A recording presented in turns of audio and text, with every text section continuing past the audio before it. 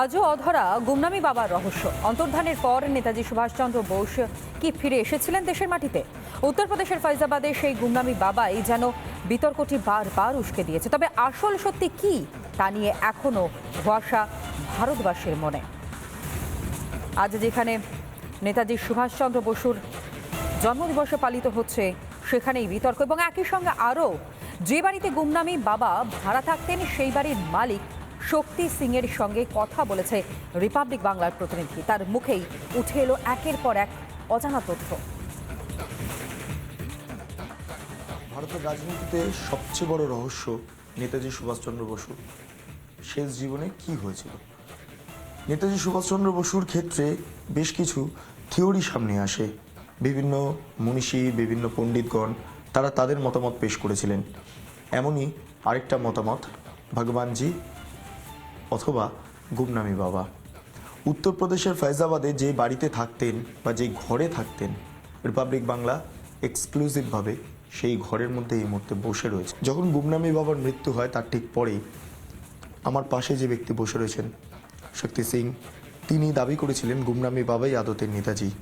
আজকে তার সঙ্গে সরাসরি কথা বলে নেব এবং জানার চেষ্টা করব যে কিসের ভিত্তিতে তিনি মূলত এই তত্ত্ব খাড়া করছেন বা কিসের ভিত্তিতে তিনি এই প্রসঙ্গ উত্থাপন করেছিলেন। सर जी, आप पहले बोले थे ये गुमनामी बाबा ही असल में नेताजी सुभाष चंद्र बोस है, क्यों आपको ऐसा लगा?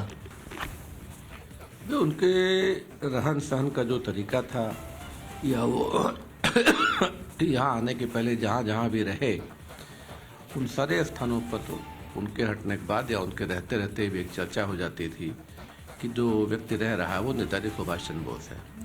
यहाँ पे आने के बाद जब उनकी मृत्यु हो गई 16 सितंबर 1985 को, तो यहाँ भी इसी तरह का हल्ला मचा। बाद में तमाम अखबारों में आया कि जो यहाँ रहते थे एक सन्यासी के रूप में वो नेताजी सुभाष चंद्र बोस थे, और उनकी डेथ हो गई। बाद में जब उनकी भतीजी आई थी सुरेश चंद्र बोस की डॉटर ललिता बोस, तो उन्होंने इस बात पे काफ़ी बल दिया था कि नहीं, ये जो रहते थे, उन्होंने सामानों को देख के कहा कि जो रहते थे ये मेरे चाचा का ही प्रतीत होता है सारा सामान, और ये व्यक्ति नेताजी ही थे। ये उन्होंने सबसे पहले इस पे किसी विषय को दबाव बना के कहा था कि नहीं, वो व्यक्ति ही नेताजी सुभाष चंद्र बोस थे।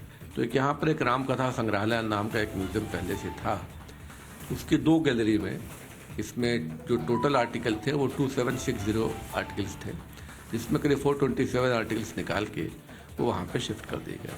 लेकिन उसको हैरत की बात है कि आज तक जो है उसको खोला नहीं गया। 1000 के ऊपर चीज़ें मरम्मत हुई इस घर से, क्या क्या थे और उससे नेताजी का कोई ताल्लुक था क्या? 2760 सामान मिले हैं, उनमें कहीं पर भी सुभाष का एस आपको नहीं मिलेगा, लेकिन सारे के सारे सामान किसी न किसी रूप में आपको नेताजी की तरफ इशारा करते हुए मिल जाएगा।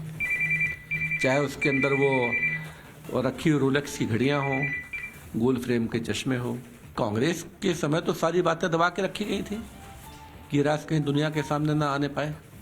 तो मैंने बताया ना कि ये राज दुनिया के सामने आने का यही समय है, और जो प्रधानमंत्री हैं हमारे, इन्हीं के रहते रहते ये राज दुनिया के सामने आएगा।